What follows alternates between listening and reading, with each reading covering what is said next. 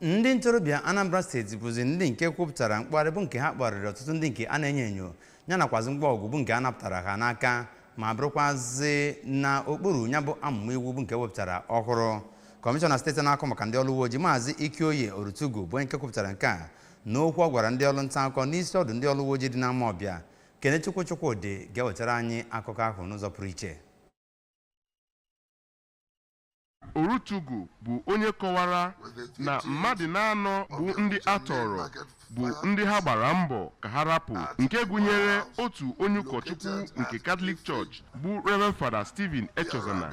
nke o kwukwara na mmadụ 10 bụ ndị ejidere maka omekome dị iche iche ma tokwe mbọ ndị uwe ojii na ndị ọrụ nchekwa ndị ọzọ na-agba ịhụ na ha gara n'iru wee na-alụ ọrụ ha. Kọmishọna polisi gakwara n'iru kwukwe na ụgbọala na-anọ bụ nke ha natara na aka ndị omekome, nke 3 n'ime ha bụ nke enyegoro ndị nwe ya, ma kwukwa na a napụtara ndị omekome egbe dị iche iche yana mgbọ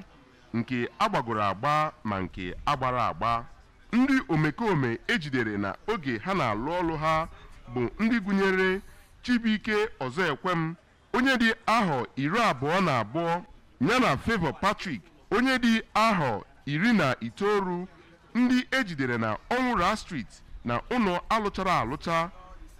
Ndị ọzọ gụnyekwere Somtochukwu Okoye, onye si obodo Umuike bụ onye ejidere ya na egbe, Richard Onwubufo, onye Ugbulu Village Orivite